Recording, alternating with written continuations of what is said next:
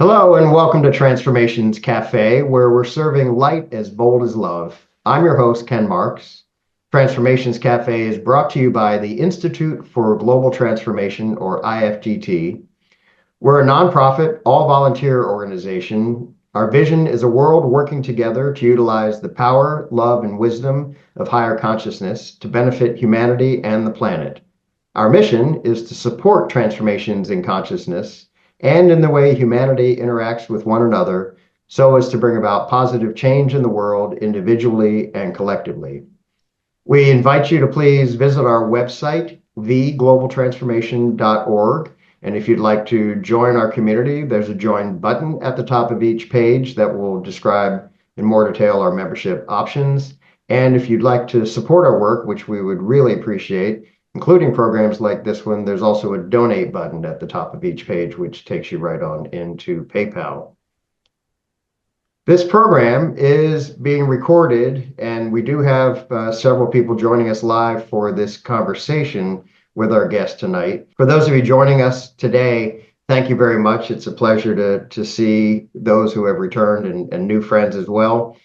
If you would like to participate in this conversation, Transformations Cafe is not just another passive interview program, but it is one that encourages those in attendance to participate. So, on this edition of Transformations Cafe, we have the honor of welcoming Dr. Michael Mason for an enlightening conversation, I'm sure it will be, on matters concerning inner peace, the path to true interconnectedness, and higher consciousness. We'll explore Michael's work, including his upcoming book, For ONENESS, A Fictional Journey to Inner Peace and Higher Consciousness. So, Michael, before we get rolling, on behalf of IFGT, I want to thank you for your many years of participation and contributions to IFGT. IFGT has a very considerable article library, and you have made many contributions to that. And I took the opportunity to read several of those to get to know your work better, and I really enjoyed them, and I really like your writing style. This is Thank you. information that sometimes can be very difficult to get through our minds, and you have just a very easy way of kind of putting these things and making it easily digestible and kind of fun at the same time. So I wanted to share that.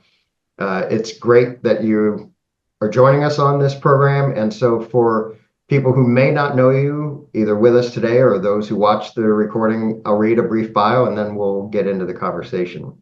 A native Californian, Michael's life story is just as riveting as his teachings, all of which have nurtured and shaped his lifelong, powerful sense of interconnectedness, unity, and perception of the universal truth, all is one. This also inspired him to create a unique visual symbol representing this powerful concept and to author his book, For ONENESS, A Fictional Journey to Inner Peace and Higher Consciousness. And I'll share this symbol, the oneness symbol now. His early experiences include studying at a Swiss boarding school and on an Israeli kibbutz, graduating from the American International School near Tel Aviv, and serving as a paratrooper during the Yom Kippur War. Yet it was Michael's deep dive into metaphysics, spirituality, and quantum physics that illuminated his true calling. Certified in hypnotherapy, ordained as a minister of metaphysics, and awarded a master's and doctorate in metaphysics, he has passionately explored Buddhism, Hinduism, Taoism, Kabbalah, A Course in Miracles, ancient wisdom traditions, and New Thought teachings. In this one lifetime, that's amazing. Together with his wife, Michael continues exploring the wonders of our world, enriching their understanding of global cultures and spirituality. So with that, Dr. Michael Mason, welcome to Transformations Cafe, and thank you again for joining us. It's an honor to be here, and I'm so excited to share what I'm going to share. So, should I dive in? You ready? Yeah, I guess we want to start with you talking about the book, kind of why you chose to write it at this time, because it sounds like in our previous conversations, you were kind of moved recently to create the book. And you described it to me as exploring the concept of energy and its influence on human behavior. So yeah, tell us about it. It's a book that I've been working on literally for many years. I thought I had it written probably over 10 years ago, and it was a completely different book. And I gave it to the wife of Jeff Herman's wife. He's a very well known agent for writers. And she excoriated it to Yep. such a point, to such a degree that I was totally discouraged, and I realized it's unfixable. I have to completely rewrite it in a totally different way. And that took years of contemplating and starting chapters and starting to write. And then I have the story of about a page and a half of how last year I was stuck in the hotel room with Alita in Hong Kong in our Asian tour, which was the third city we were visiting, with gout. I couldn't walk. So here we And are, first Alita time is your visiting. wife? Yes. Yeah. And so I'm sitting there in the room and I decided, okay, what am I going to do for 3 or 4 days all by myself sitting in the room? And I started thinking about, well, I have my iPad and I have the keyboard. Maybe I should start on my book. And then it hit me how to do it Hmm. and talk about what I call the universal plan, UP, which is up. The universal plan is to raise consciousness of human beings and humanity, which, by the way, I also have a new name for. Um, and it just started flowing. Just it flowed, and it became. I decided to write it as a fictional workshop that a husband and wife team are putting on, and that way I could just be more creative in the dialogue and make it alive and put it on stage. And 9 months later, I was pretty much finished with it. Part of what you do in your writing style is you introduce abbreviations and acronyms like you just did with Universal Right. Plan or UP. Are you going to explain this key one, OPT, OPT? Absolutely. And it's something that when I realized how fun it is to use it in so many ways, oneness, perception, training, opt in for oneness, and the opt truths. And the optees are the audience and the trainees in the workshop and the book. So there's so many fun ways that it can be used. So that's what I came up with. And I'm going to start out because there are about 5 or 6 very important principles. These are the 3 truths that if you when you really understand these truths, you can use them to resolve any problem or challenge of human society on planet Earth. Number one, which I call the prime truth, is all is one. Number two, all is energy. And number three, all is perception. So it's easy to memorize them when you combine them and you get perceive one energy. So in my book, the one of the optees in the audience says, "So all is one. All is one what?" Okay, all is one energy, and then the dialogue continues from there. Now, in I believe the first or second chapter of the book, I emphasize, or the trainers emphasize, what's called the perception dichotomy. And the first time I was exposed to this principle was through Neil Donald Walsh's book, Conversations with God. Everything he talks about is divine. It's all about God. It's all Christian based. And I wanted to be a little bit more broader in how I portray all of this. So I changed it to the perception dichotomy to go in conjunction with all is perception. And if you want to understand how we're all one, you have to understand the perception dichotomy. And basically it says that 2 opposite opinions or perceptions are both right and both wrong at the same time. Now, this goes against logic, and I'm going to be talking a lot about the fallacies of logic and analysis. Okay, now, everybody look at that picture. Some of you might be familiar with it. It can be perceived as an old woman or as a young woman.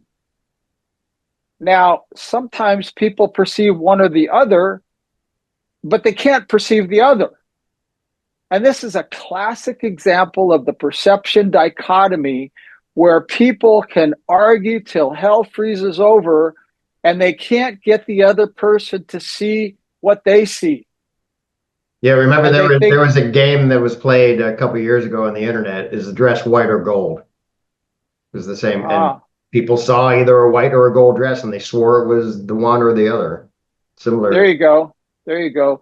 So there's a dialogue that begins in the book, and the dialogue basically goes, how is it possible that we could all be one when all we perceive is separation? You're over there, I'm over here. Everything around me that I see physical is separate from me. That computer is not inside of me. I'm not inside that computer.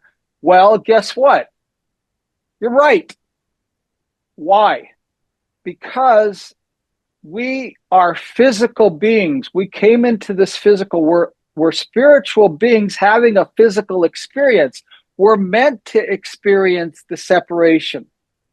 And our physical perception tools of our eyes, nose, ears, mouth, touch, those are those are our physical perception tools that are designed to perceive separation, not oneness. Okay, that begs the question, then how in the heck are we going to perceive oneness when all we have are physical perception tools that don't perceive that? So there's a metaphysical perception tool called our infinite heart. And that's our higher self. Infinite heart is the energy of our higher self that emanates from our heart chakra when we choose to perceive with unconditional love instead of fear. So this is what we need to learn to develop. And I had a conversation last night with my best friend who is about 77 years old, and he's a magnificent businessman. And on the way to the Kabbalah class, he said, Michael, how can I feel at one with Putin or a serial killer or a psychopath? All right. And Elita asked me this question too. She just doesn't get it. And you know what? That's where the perception dichotomy comes in. You're right. You're not one with that person because you're perceiving their persona. Exactly. And yeah, their persona is just it's a it's like an actor taking on a role in a movie or on stage, and this world is a stage that we're all playing a role in. And we choose, I believe that from all my studies of the wisdom teachings, we choose our challenges before we come into this physical realm. And some of us choose to play the role of the villain. Some of us choose to play the role of the saint and everything in between. And why is that? Free will. Without the opposite of something, you don't know what the other is. The opposites define each other. Hot is not hot without cold. Good is not good without evil. So some people come into the world to play the role of evil energy. And remember, one of the truths you got to understand is all is energy. And so they give us the opportunity to either follow the negative evil energy and go along with them, or let them rule over us like Putin does over Russia, or to follow the people that are trying to do good things in the world and to emulate them. That's what gives us free will. Now, what part of Putin and Hitler is not evil? The essence I believe, of every human being is an infinite intelligence of love and light. In Kabbalah, they call it the infinite light. And that's who and what we really are. And that is hidden by the people who are playing the role of the bad person, the evil person. Okay. And when we perceive them with infinite heart, we pierce that persona of their exterior behavior, and we see that infinite wisdom, light, love that is exactly the same as I call it the I star, infinite star, that's the essence of every human being, that never dies, that continues after we leave this persona that we're playing the role of during 80, 90, 60, 70, however many years we live. And that brings us to another very important principle, and that is the original AI. Okay.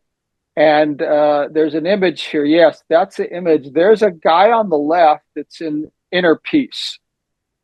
And this is a choice that we have in life. And this is so important for people to understand. AI, the original AI, is the adversary intelligence.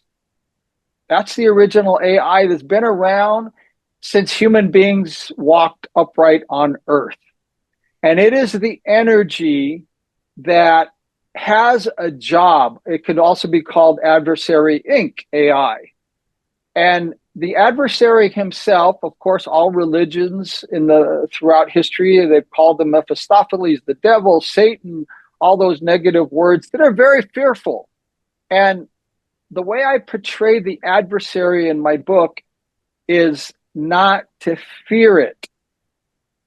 How can you not fear something that's always trying to manipulate us, to use our ego, to use fear, to make us fearful of failure, fearful of success, fearful of water, fearful of heights, fearful of getting rejected? I mean, just and look at the news media. If there was nothing negative to scare people with disasters every day, they wouldn't be in business. And every time we have a negative, fearful thought, that's the adversarial energy. Now, why not fear the adversary? Okay, in my book, I explain because love negates the energy of the adversary. And we need to love the adversary because without the adversary, there's no free will. There's no free choice between choosing good and evil. That's why we love it. And I portray the adversary as the adversary in a tennis game. You don't have a tennis game if there's nobody on the opposite side trying to hit the ball so you can't get it. That's the role of the adversary. And the adversary is the CEO of Adversary Inc. And his president is fear, or you can call him a vice president. Fear is the energy that the adversary uses to manipulate people, and ego. Okay? When we have a negative thought or a fearful thought, that's not us. We think it's us. We identify with it. And that's why people argue. Because when we argue with somebody, we're defending our perception, and we identify who we are with that perception. I want to ask a question or two, and to help maybe illustrate some points that I'm taking away, both from what you've just shared, as well as when we had a chance to talk a few weeks ago and meet in depth. And as I read in your bio, you have studied more than half a dozen of the traditions that I believe all represent the wisdom in different forms. And so I'm part of what IFTT is doing and intends to do is to help share this wisdom. share the ageless wisdom. And I'm going to ask things that may sound a bit rhetorical, but I want to make sure that people that see this and can learn from you, this is not just one human being's ideas that he got from, I don't know, too much acid when you were in college or something. It's something that you have studied for a good bit of your life, combined with the experiences you've had in this lifetime. So, one question is, have you found that these things like infinite heart and the adversary and all his oneness and energy and perception, do you find those in the various forms of the wisdom you've studied Well, across that's the board? absolutely. Right. Here's the thing. That's a great question, Ken. What I noticed is there's a surface level of all of the wisdom teachings. And I'm going to use Judaism as a classic example. They actually admit that there's the surface level of the common Jew, and they have different words for deeper levels. And I think there's basically four levels. And it depends how seeking and how curious and how many questions a person has that they can go to deeper and deeper levels. And what's really interesting is once you get to the really deep level, they call the secret level, it can completely contradict the surface level for the average person that doesn't dig that deep. So what happened is I dig deep. For example, I became an atheist when I went to Sunday school, Christian Science Sunday school. I was taught God is love. I come home, I'm sitting at the dinner table. My mother says, honey, you better finish all your food. You know, there's people in India who are starving. And I said, I just got out of Sunday school and said, God is love. So does God love us more than he loves the poor kids that are starving in India? That didn't make any sense to my immature mind, trying to understand the world and life. And so I started going deeper and deeper and asking questions. And because of that perception, I became an atheist. I thought I can do better than God, right? I can make sure if I'm omnipotent, I can make sure everybody in the world has enough food. Nobody's starving or poor or suffering. And then I got into astronomy and cosmology, and that seemed to have all the scientific answers for my logical, analytical mind until I kept asking. And what I found out about the Big Bang Theory, right? The Big Bang Theory says, oh, the whole universe emanates from an infinitely small, infinitely dense subatomic particle, right? What's the next question? Where the Where did particle. that come from? Exactly. Okay, so I'm asking scientists and cosmologists, and I'm Googling it, and I'm searching, and I'm reading books about quantum physics. They don't know. They have theories. Oh, it was always there. Well, who put it there? Oh, that brings us to a very interesting conclusion that I came to, and that's this. When you try to understand deep metaphysical principles within a certain time frame, you frame yourself. Doesn't work. You can't do it. That's where the logical human mind has its limitations. And I'll just tell you real quickly that analysis paralysis is what I was going through, why it took me so long to come to these conclusions. Because my ego was having fun finding fault with Buddhism, Hinduism, Taoism, Christianity, Judaism, Kabbalah. Everything I studied, I could find contradictions. And guess what? You'll just continue seeking forever and never finding until I learned how to quiet my analytical. And I came up with this Dr. Mason quote. When you analyze your anal, when you realize you're real.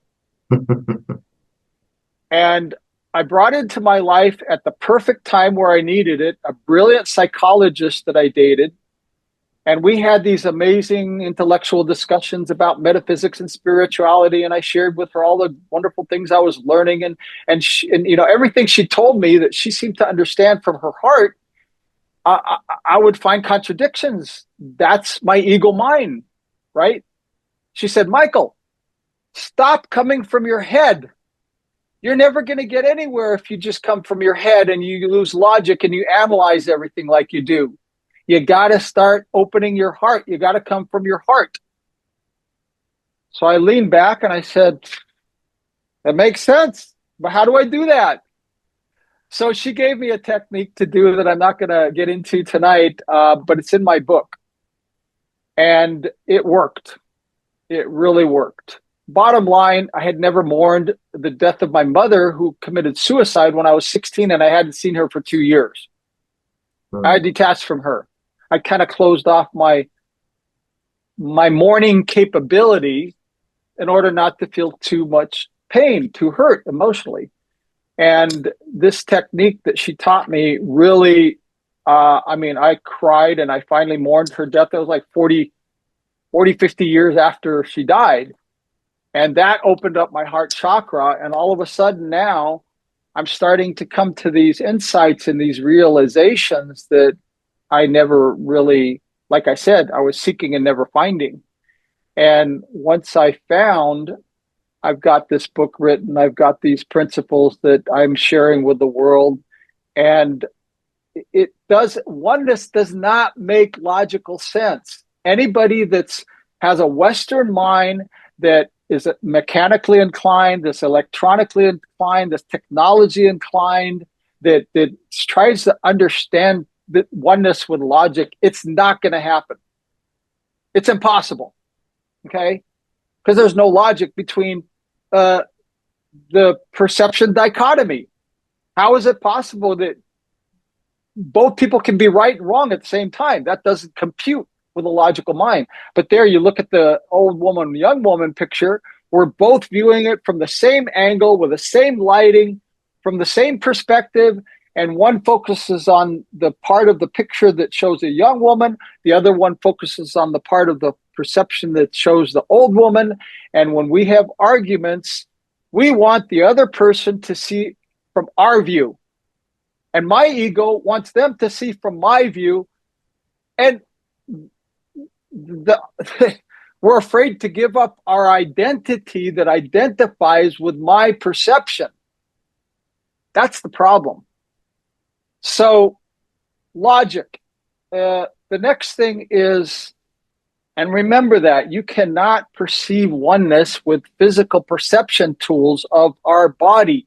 It has to be perceived from our infinite heart perception, where you pierce what you see another human being from their physical perception, and you connect with their infinite light of wisdom and love. That's the essence of every human being. That's what infinite heart perception is. Now, the next one is focus. What we focus on is what we create. Focus on a very small part of something that makes it much more visible.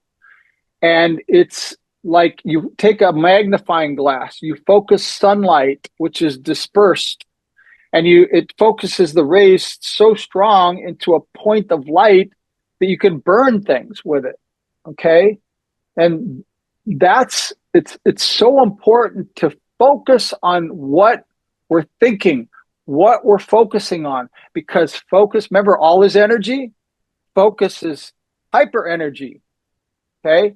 You focus on the negative, you bring negative energy to your life.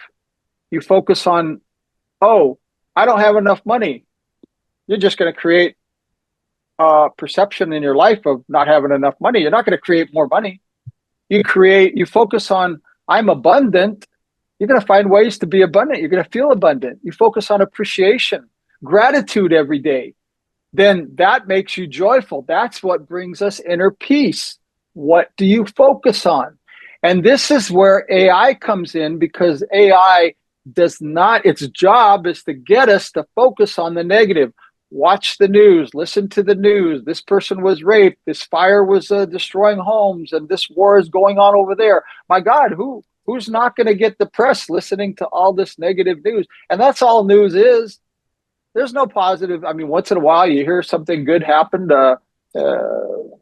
It's rare because it's really not news according to the media. So focus is really, really important. And those are so far focus, infinite heart, the adversary that we have to be totally vigilant towards. And another thing that I was sharing with my friend last night on the way to the Kabbalah Center is how do we focus on oneness when we, again, our natural instinct is to use our eyes. Every time we see somebody, they're a different gender, they're a different race, they're different height, different weight, different age. Well, yeah, again, it comes down to focus. You can focus on all the differences, or you can focus on the fact that that person with all those differences has two eyes, two ears, one mouth, one nose, 10 fingers, two arms, one head, just like every other human being. So we're all connected in that respect. Focus on the similarities and feel love towards your fellow human being. Have compassion for them. What does Buddhism say is love? To desire happiness for the one you love. And I'll take it a little further than that, because happiness is way overblown in new age books and thinking and so forth. You cannot be happy when your granddaughter is 15 years old and she's taking drugs. When you think about that, can you be happy? Of course not. But you can have inner peace. That's the key. That's what people want. That's what's common to every single person on the planet. Even Hamas, those people, they want inner peace. And they think, of course, that getting rid of all the Jews and the Israelis is going to bring them inner peace. That's a misperception from AI influencing them. But they want the same. I want to just make sure to clarify, because there was a question in the chat, and so I just want to be very clear. When you're using the abbreviation AI and you say this is the original AI, you are not referring to artificial intelligence, the reference in the current zeitgeist. It's you have created a term called adversary intelligence. And so just want to be very clear, we are not referring to artificial intelligence when you say exactly. But coincidentally, artificial computer intelligence, why is it called artificial? Is it not real? Well, because it's not human. Very similarly, and there's no coincidence here, adversary Inc., adversary intelligence is also an artificial intelligence that we think is real. It's like, what's artificial? The sugar the fake sugar, the fake sweeteners, artificial sweetener. sweet and low. I mean, it's right. sweet, right? But it's man-made, it's artificial. So we allow the negative energy of adversary intelligence to affect us. We are creating it, okay, by not having the shield of oneness, the shield of love. Love is the most powerful force in the universe. Nothing can stand up against love. This is how you defeat the adversary intelligence that tries to manipulate our minds, our thoughts, our behaviors, and our thinking. By loving it. It totally diffuses the power. It does not know what to do with that energy. So it's powerless. And I'll give you a classic example of how I've learned to use it. All my life, I've been very in tune with my body. I'm a natural athlete. I keep my weight down. I eat healthy. I exercise. And I cannot, as much as I want to be one with everybody I see, when I see obese people, I used to really judge them. There's something wrong with them. Don't they know how to stop eating too much? Move their body? They're just couch potatoes. I judge them. That was AI influencing me to judge them. Now I've gotten to a point in my life where as soon as I have that thought, I negate it with bless them. That's all I say in my mind. I see them and I say, bless them. And it throws away that negative judgmental energy against obese people. Now, of course, I'm not perfect. AI is never going to let go of me. It's never going to stop trying to influence me. But guess what? I love it. It's challenging me. The better we get at this, the higher we raise our consciousness, the harder AI is going to try. And I welcome it because it makes me better, makes me stronger. Just like if I lift the weight, okay, I'm not going to use a really weak weight. That's not going to make me stronger. I have to increase the weight a little by little to make my muscles stronger. Same thing with our consciousness. Thank God for AI. Thank God for the adversary ink or adversary intelligence that's constantly challenging us. That's how we raise our consciousness. Does that make sense? Oh, it makes perfect sense. And I would say everything that you've said has an application to what I've studied of one form of the ageless wisdom for about 4 years now. And so it does, kind of going back to the question I asked a little while ago. Yes, the wisdom is the wisdom. It comes in all these forms. And I think what is so timely about your work and the book coming out now is that the experience you just described, how you have transformed and changed in your life, that is part of what is happening collectively, but it isn't just going to kind of happen on its own. I think it's a combination of energies changing, but we are part of helping to change that energy. Each individual that resonates with these messages, as well as collectively through organizations like IFGT. So I'm now want to ask a few questions. I want to make sure that we do cover what you wanted to share, but part of what I think we can do as a service to bring this information to as many people as can find this is that we're now living in a time that is undoubtedly showing us the stark effects of very different opinions, very different beliefs, perceptions, values, and it's maybe more outstanding than certainly I think than it's been in my lifetime, or at least in many decades. It may have been this sharp, say in the 60s, but I don't think the awareness was there on the same scale that it is now. And you talk so much in your work about the power of perception. It's in the fundamental acronym. So our perceptions, our beliefs, they are not truths like these universal truths that you shared with us that we find throughout every form of the wisdom. And yet they are very much the reality for us as individuals, right? When we lose that awareness and we perceive just our separateness, and we think, well, to use the example, at one point in your life, truth to you, reality was that people who were overweight, they were at fault, right? Yeah. And Yeah. there was that judgment. But now that was a perception. So now I think part of what we are about, what your work is about, what our work together is about, is helping to move humanity toward a tipping point where we have that transformation like you described having when you were introduced to the method to open your heart. And so a couple of questions for you. Do you think that humanity is moving toward a tipping point where more and more people are having this kind of awakening are developing their infinite heart sense in your terms? I am a diehard optimist. I'm a practical idealist.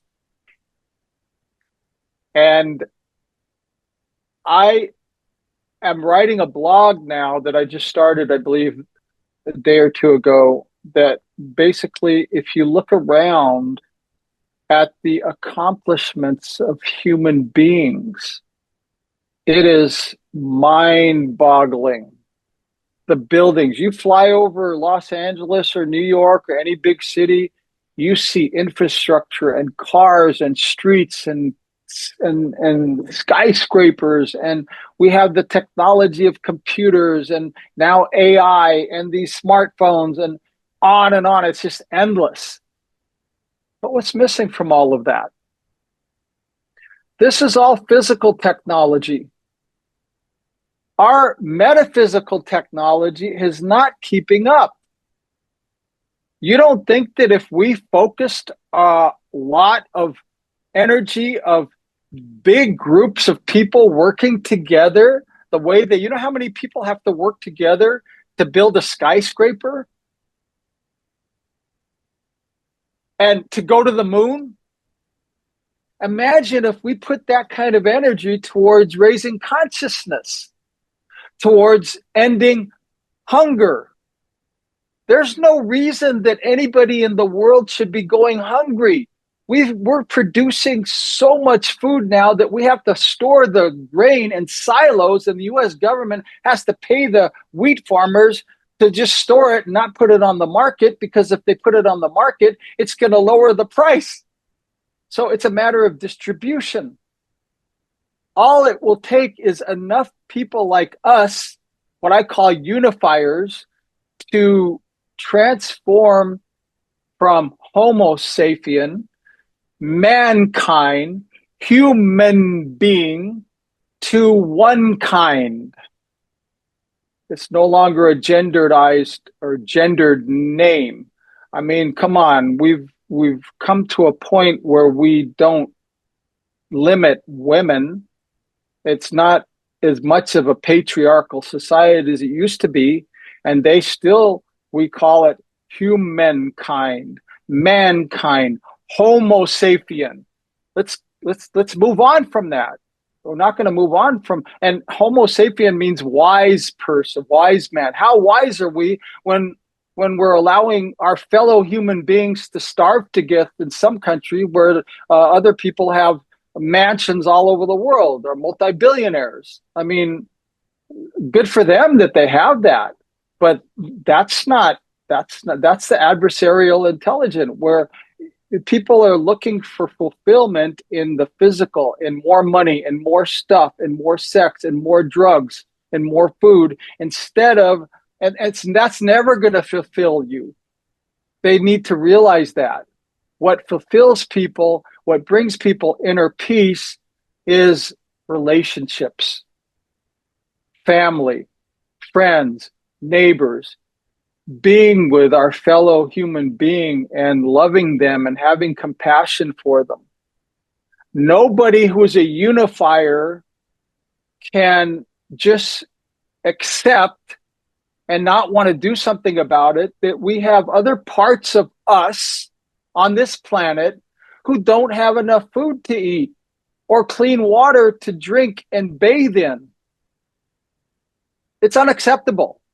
So all we have to do is have enough people that realize this is not acceptable and start working on metaphysical technology, and opt for oneness is a metaphysical technology. And here's something else that's very important, Ken, regarding all of these wisdom teachings. When you go deep enough, okay, it's like it's all one tree that comes from one seed, okay? But you have branches, and on each branch there's leaves. The leaves represent the people of this branch of Christianity, this branch of Buddhism, this branch of Hinduism, and the people are the leaves looking across, and there's a space between me leaf and that leaf over there, and I don't see a connection because it's just empty space. But we have to go to the branch that we're connected to, Okay. And that's a metaphysical branch I'm talking about. But the tree is like a metaphor for this.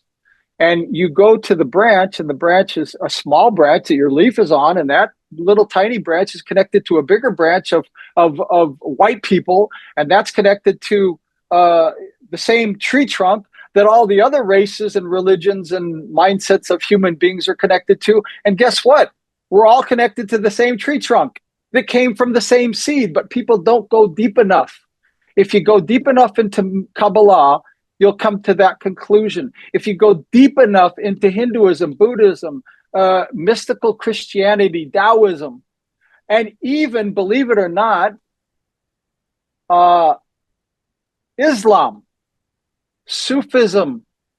Sufism is mystical Islam. Who would have known that these people that read the Quran and say, oh, it's okay according to Muhammad and the Quran and Allah that we can kill all the infidels? Well, that's not quite true when you get into the mystical teachings of Islam, believe it or not.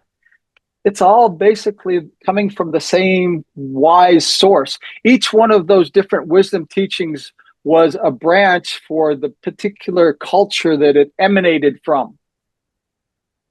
Okay? So that's basically how it worked. We need to have a metaphysical connection, a metaphysical technology. We have all of the science and the physical technologies. There's an acronym I came up with, ONE, our next evolution. That's what we need to create. Our next evolution, ONE, one. That's what our next evolution is. And that's one kind. We all want to be one kind. And all of us unifiers are the people that need to walk our talk, not look for the other person to be enlightened, but to be an example to them, because they're going to see how we behave, how we love, how we connect, how we have compassion. And they're going to think, oh, well, that person's got something I want. He seems to have inner peace. How can I get that? That's how it will spread. And having conversations like these, and hopefully everybody here that's listening to this that is a member of IFGT that will get the recording, will spread it and share it on Facebook and cause our next evolution. Marty. So my thoughts about Michael's work is that he is bringing forth, quote, something new we're told is emerging through, and then she references something called Seventh Ray, which is from one of the Ageless Wisdom thought form presentations.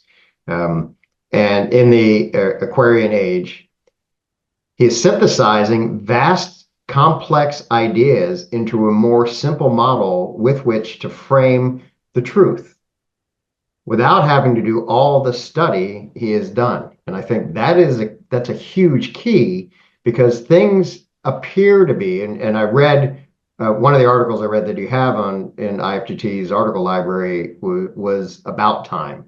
And so, time is perception, and then it's a great description that's easy to digest about what time is and linear time and how it changes with physical changes like velocity and time-space continuum. But the reality is that things do seem to be speeding up, and some of us, like you and me, who have had the luxury of decades of our life and maybe past lives to kind of absorb this information and let go of what we need to let go of to go deeper and keep seeking and go deeper. Some folks, I think, are going to be faced with coming to realize that their whole belief system, which I love that acronym, BS, but the belief system isn't, all of a sudden it's not true. And that can be so destabilizing. And my sense is that part of what we are being called to do and trained to do is to bring that compassion and that understanding when we run into folks who are kind of just minds will be blown. That's part of the process. Your mind has to be blown in order to be able to comprehend these things, because if your mind is stuck in the ways that we've all kind of been before you begin to embody this information, and make it more than just an intellectual knowing, yeah, your mind has to be blown, and I think there can be help. So Marty also shared, yes, a metaphysical technology, exactly. It's just a tool set he's setting out.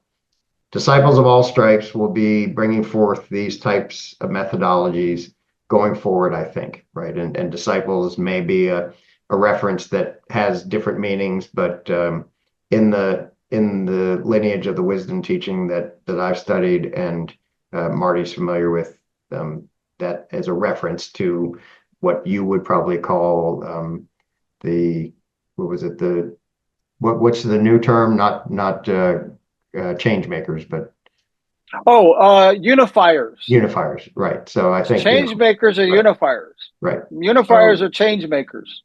so there's a bit more technical to it, but disciples has a specific term meaning that I won't get into tonight, but it is not referencing what could be found, say, in a Christian Bible. So what I think part of this aid in facilitating a tipping point and raising collective you person consciousness to be sensitive to your change of vocabulary, is that we have to, and this is part of IFGT's purpose from its inception, is to integrate all of this into this everyday life. So that separateness is also eased, at least, so you're not doing the, well, when I'm meditating, I have this experience and then I have the rest of my day kind of thing, right? That we integrate this. So I'm wondering if you have some ideas, if these are in your book or just from your study and your life experience, ways that we can integrate, because we have situations now that are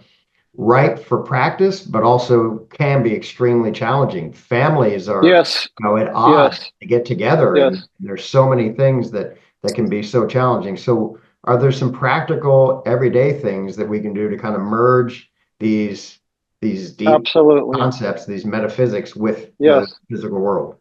absolutely. Just look at the partisanship of politics in the United States. You mentioned that earlier, Ken. Has anybody ever seen so much divide between the right and the left? They hate each other. Oh my God. It's crazy.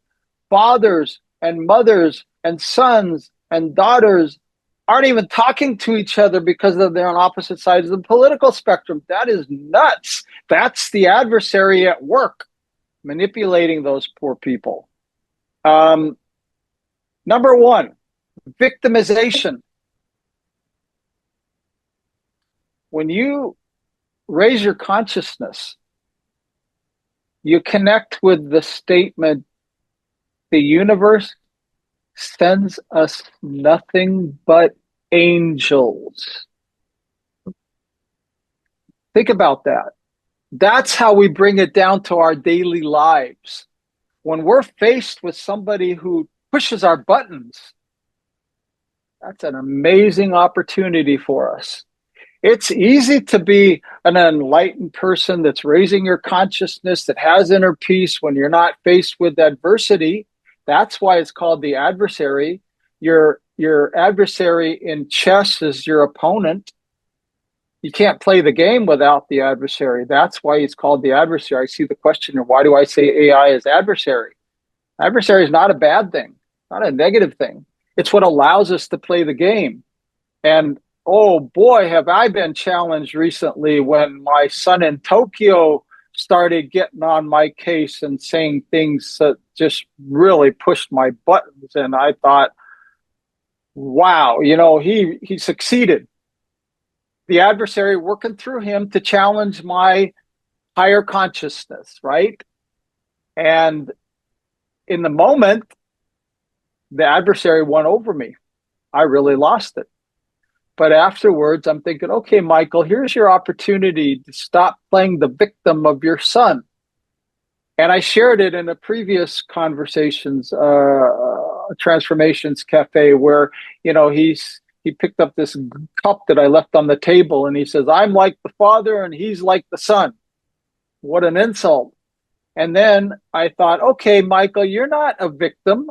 You co-created this experience for some reason. What is that reason?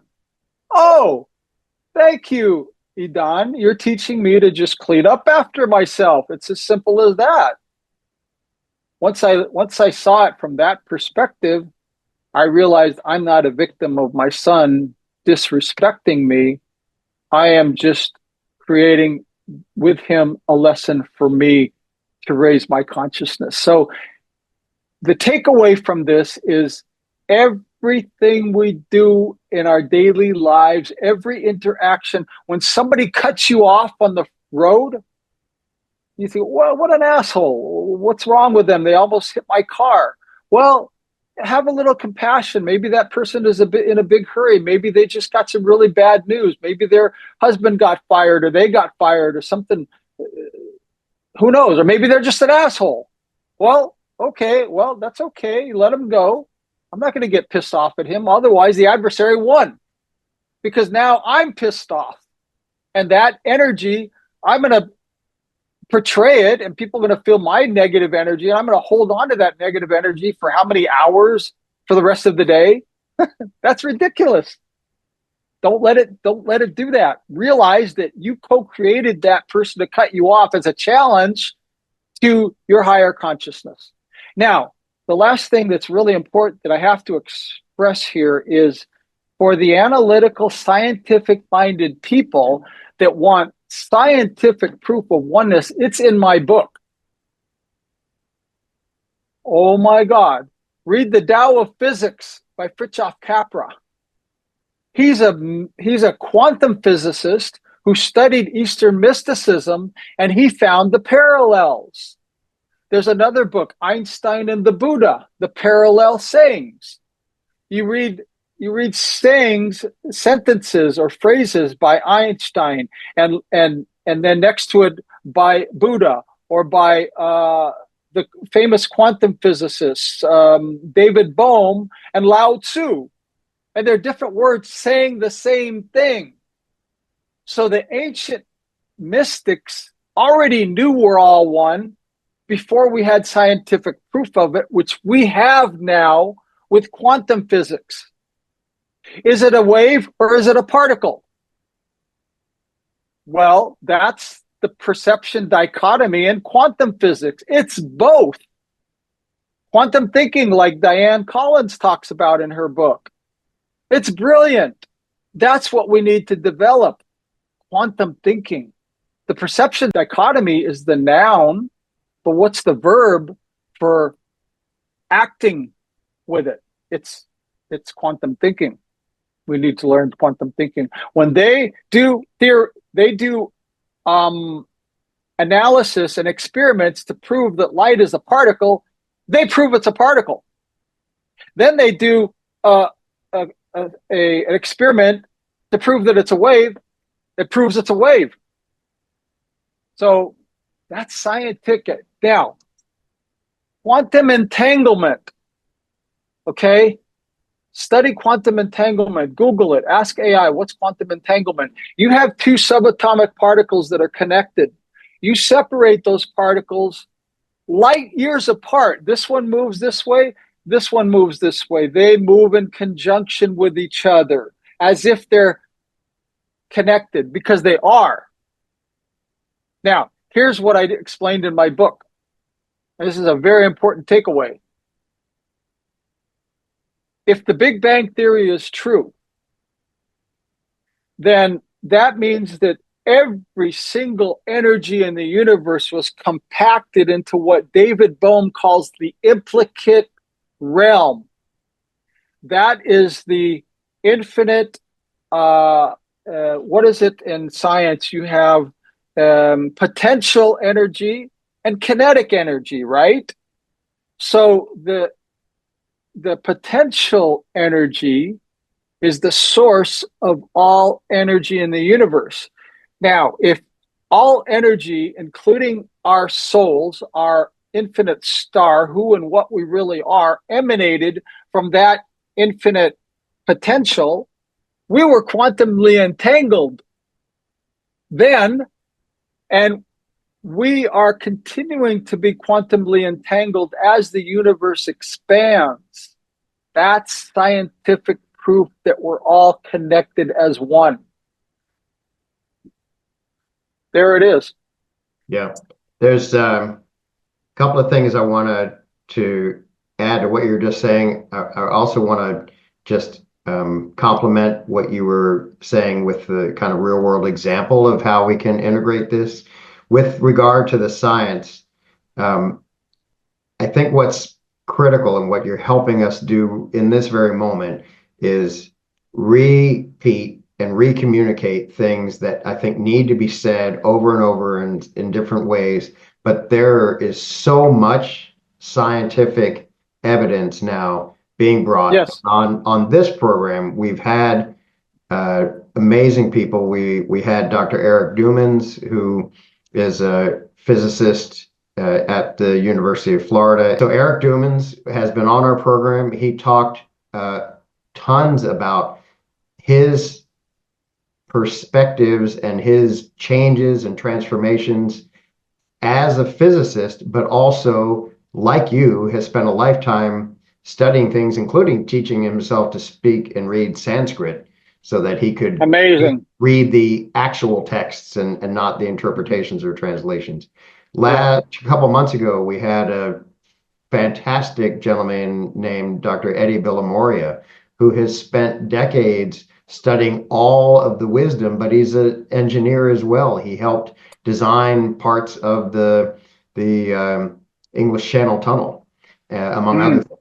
And he has done an amazing job of compiling the wisdom and then deep comparisons to material science. And the complements is also where each kind of falls short and it's needed together because all is one, right? So it's not science or consciousness, it's science is part of consciousness. So that's all over. And then IFGT is formally affiliated with an organization called the Science and Medical Network, which is a European-based organization that has an impressive collection of all sorts of PhDs and MDs and other scientists that have all of the bona fides of real scientists, but they are also now aware and awake to this larger combination of what truly is actuality versus perceived reality. So just complimenting the fact that I'm glad to hear it's in your book. Thank you for sharing these things here because I think that separateness myth needs to continue to be kind of just evaporated because that's a false perception that it's science or spirituality. The Um, misperception of separation is the seed cause of man's inhumanity to man. yes, absolutely. Right. When you were Now, talking about, what can be done, like thank you for sharing the personal example with your son. And another thing I'm hearing more and more of, and I've been doing more, a common reference is shadow work or just finding deeper and deeper levels of. So in your example of kind of being irritated, let's say about the person that cut you off on the road. Well, in addition to the compassion that you talked about that you could bring to that situation, you can also do some work and say, why does that upset me so much? And there may be an element of, well, I'm fear for my physical safety, my life. But there may also be an element of they're not following the rules, right? And that really pisses me off. And then go with that and figure out, okay, so what is going on with you that is so like upset if somebody doesn't follow the rules and it isn't fair or it isn't your version of justice? And I think all of that helps to also shine a light on what's persona versus kind of what is our soul or what is our higher self, whatever terms we want to use for that. So I think, like you said, you're not going to get stronger lifting the same 5 pound weight forever, no matter how many reps you do. And we're not going to grow in these ways without developing the practices to catch ourselves. And maybe the first few times, like 2 days ago, oh, that would have been a great opportunity to kind of go into, this reflection. And in time, you get to the point where if it's practiced enough, it can happen closer and closer to real time. And you can be in the moment and say, whoa, I'm having that reaction. What the heck is going on? This is interesting. Yeah, to have conversations with the adversary in our mind.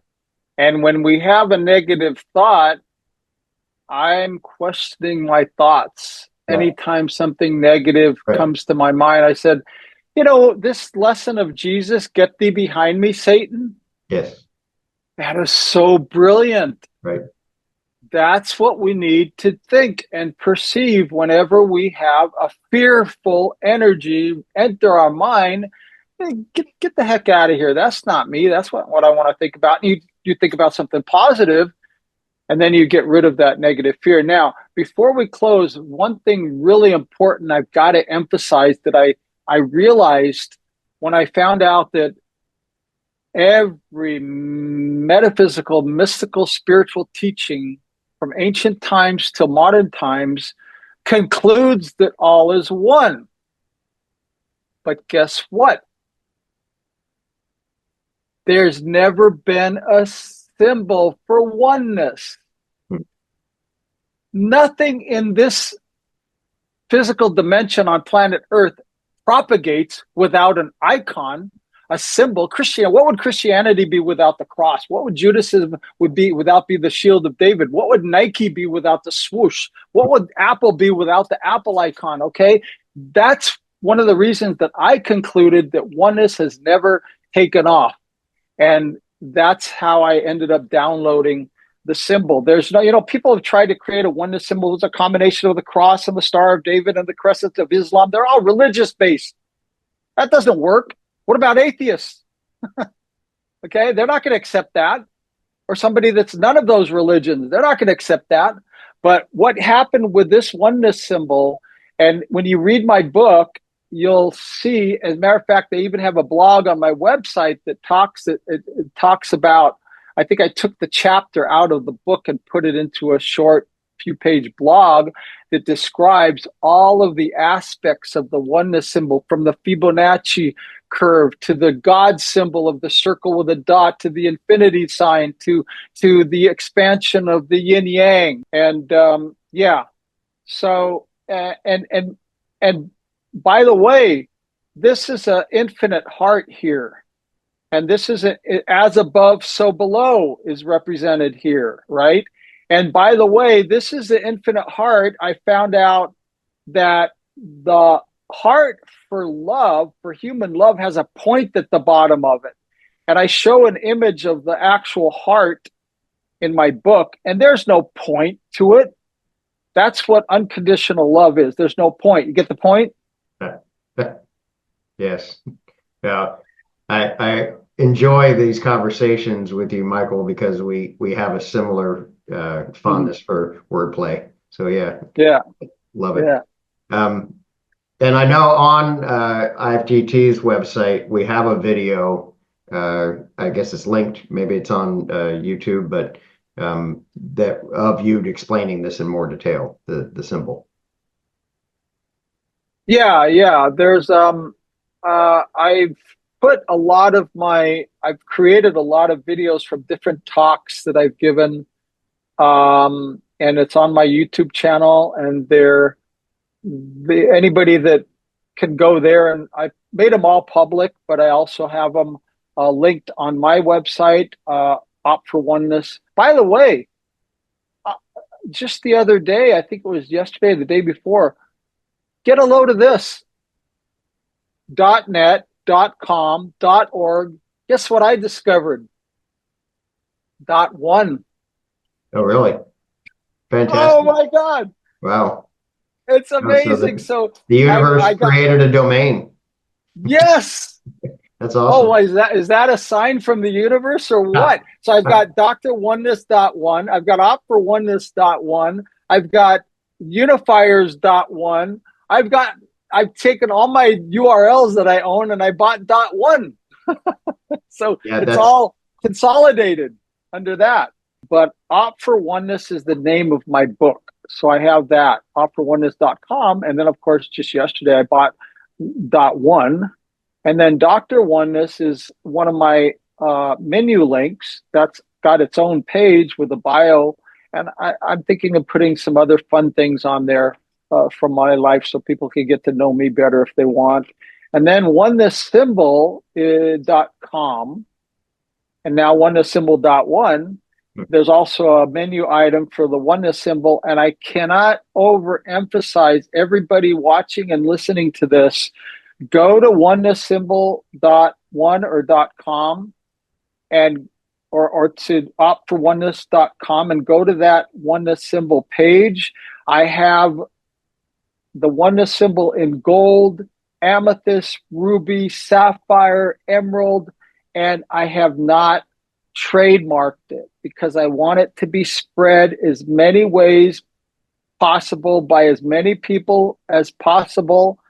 And you can print it out, you can copy it, and you can make stickers. And I encourage people to make a sticker that you put on your steering wheel. You make a sticker to put on your mirror in the morning.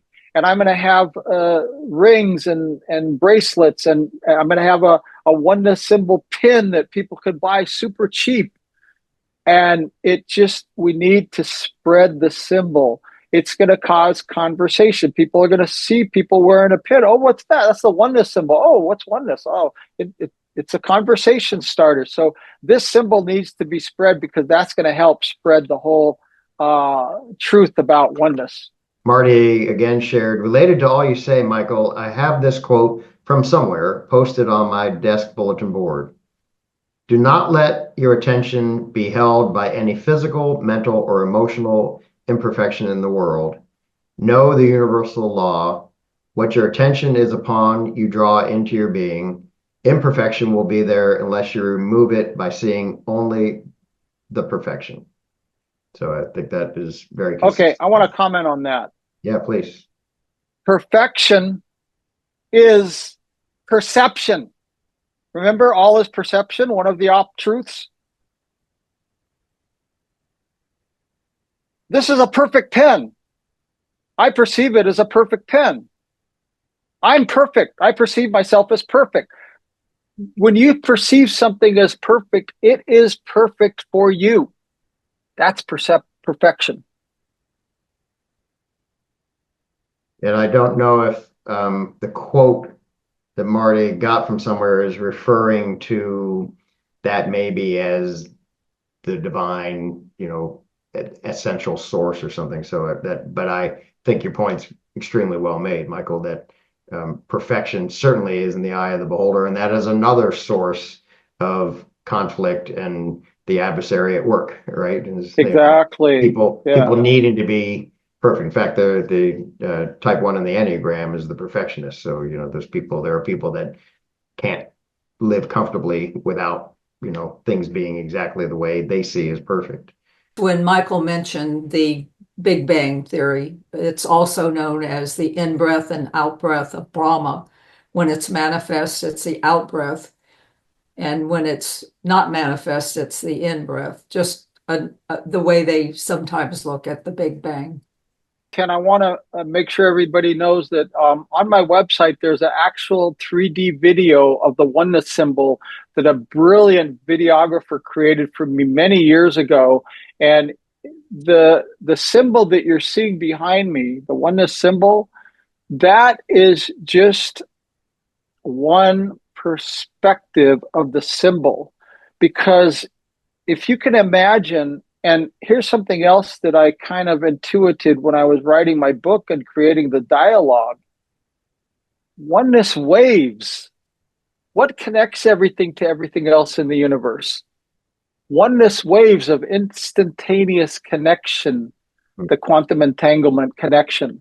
This oneness symbol, and I actually had a brilliant 12th grader design an app for me that somehow I lost it. I'm trying to recreate it.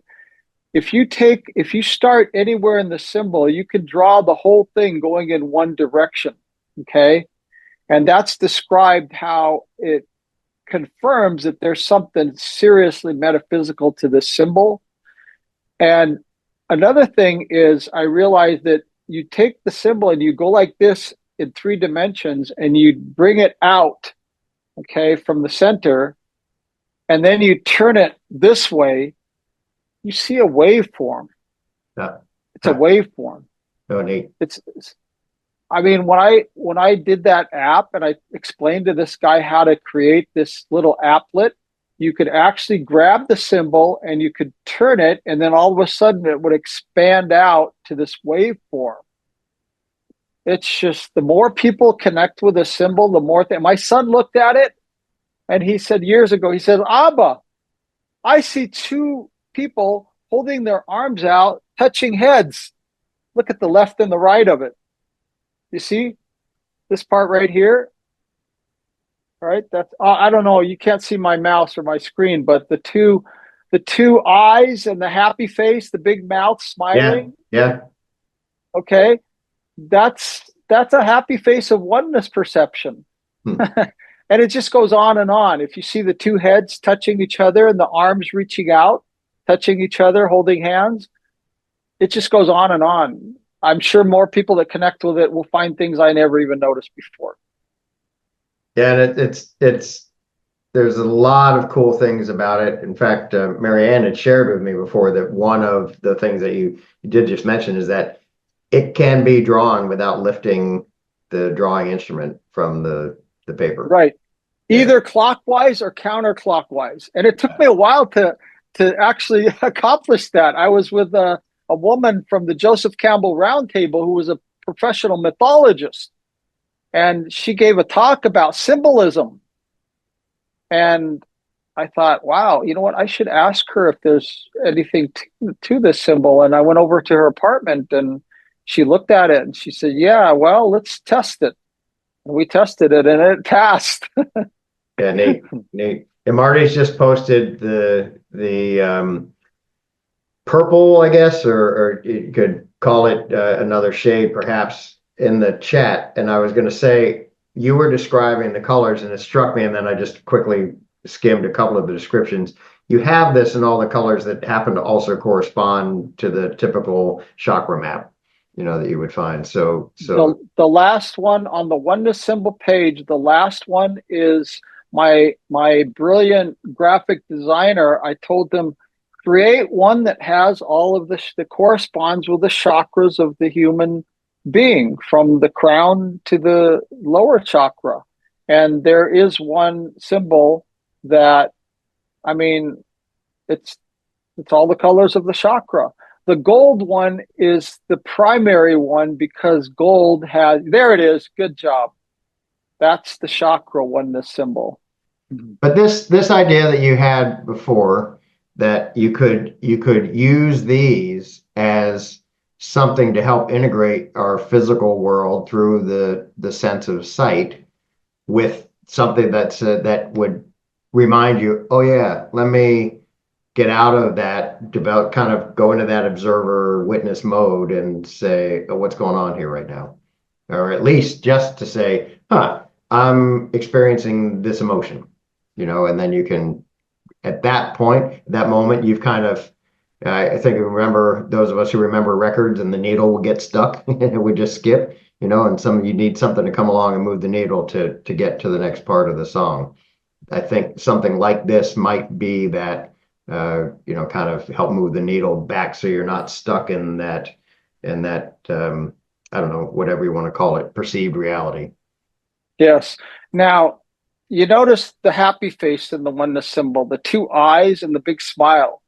So that's kind of a metaphor for perceiving the world through the energy of oneness. The symbol reminds you to do that, to catch yourself when you judge a person based on their exterior perception.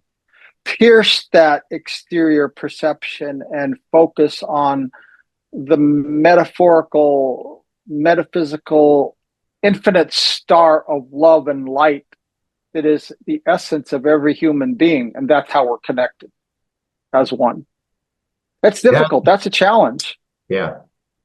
Marty said you may have a market in the LGBT community with the rainbow colored medicine. So Yeah, it's it's funny. Just this little side note, when I was in Peru with my son years ago, I think 2015 or 14 or something like that, I was in Cusco, and the colors of the city of Cusco are the rainbow colors like that. And I bought I don't remember what it was, a scarf or a t-shirt or a baseball cap that had, oh, it was a belt. It was a belt with all those colors.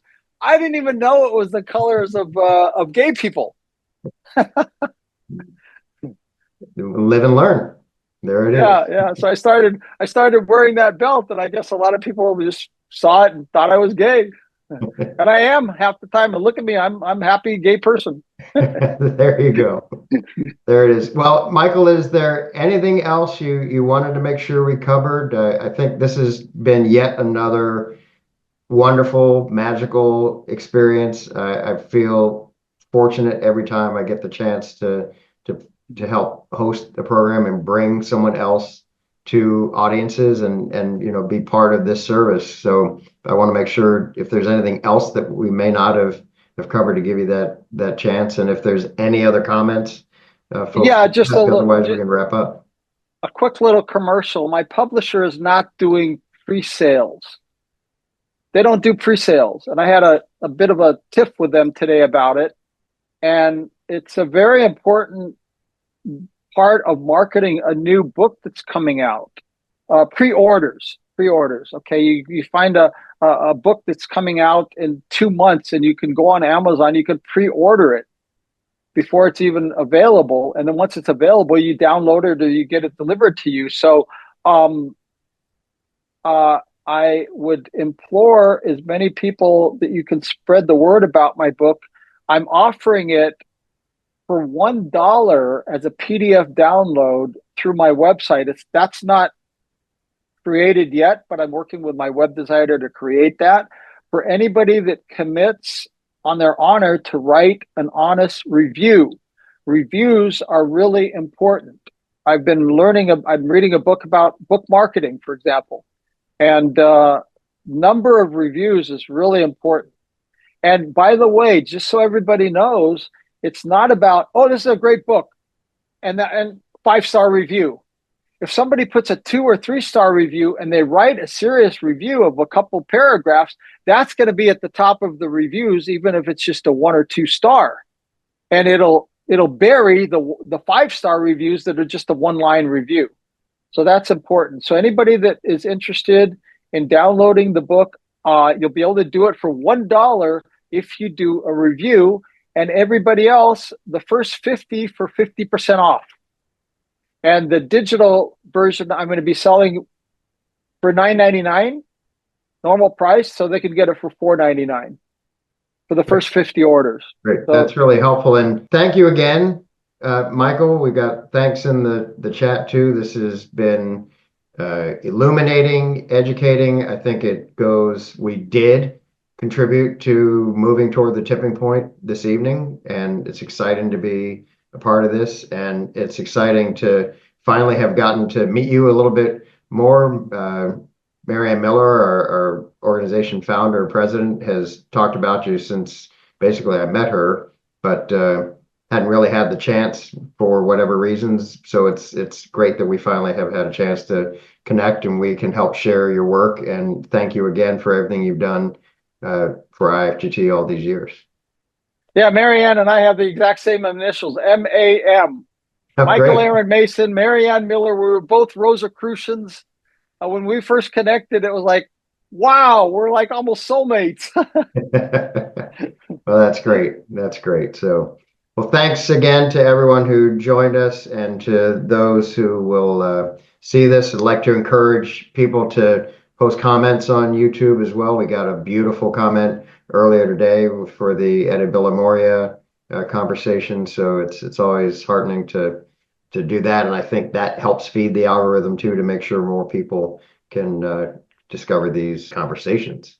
So thank you again, everyone. Be safe. Wish everyone peace and oneness.